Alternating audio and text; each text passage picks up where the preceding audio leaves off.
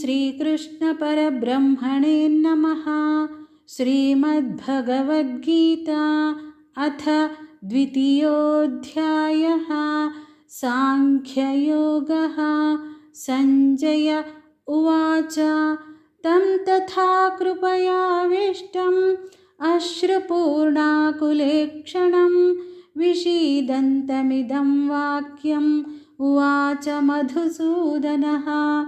సంజయుడు పలికెను, ఈ విధంగా అర్జునుడి హృదయం కరుణతో నిండిపోయెను. కళ్ళల్లో నీళ్లు తిరిగాయి. అవి అతని బాధను దుఃఖాన్ని తెలుపుచుండెను. అట్టి అర్జునునితో శ్రీకృష్ణ భగవానుడు ఇట్లనెను. శ్రీ భగవాన్ ఉవాచ కుతస్త్వాకష్మలమిదం విషమే సముపస్థితం అనార్యజుష్టమస్వర్గ్యం అకీర్తికరమర్జున. శ్రీకృష్ణుడు పలికెను, ఓ అర్జున, తగని సమయంలో ఈ మోహం నీకు ఎట్లు దాపురించింది? ఇది శ్రేష్ఠులచే ఆచరింపబడేది కాదు, స్వర్గానికి పనికిరానిది, కీర్తిని కలిగించేది కాదు.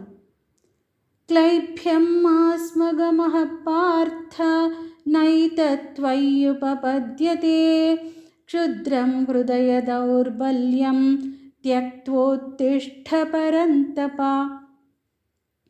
కావున ఓ పార్థ, పిరికితనానికి లోను కావద్దు. నీకిది తగింది కాదు.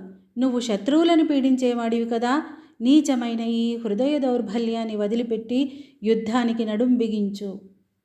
అర్జున ఉవాచ కథం భీష్మమహం సంఖ్యే ద్రోణం చ మధుసూదన ఇషుభిః ప్రతియోత్స్యామి పూజార్హా వరిసూదన.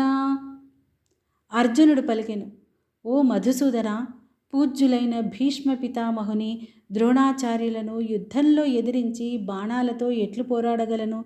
ఎందుకంటే ఓ అరిసూదన, ఆ ఇద్దరూ నాకు పూజ్యులు. గురూన్ హత్వా హి మహానుభావాన్ శ్రేయో భోక్తుం భైక్షమపీహ లోకే హత్వార్థకామాంస్తు గురూనిహైవ భుంజీయ భోగాన్ రుధిర ప్రదిగ్ధాన్.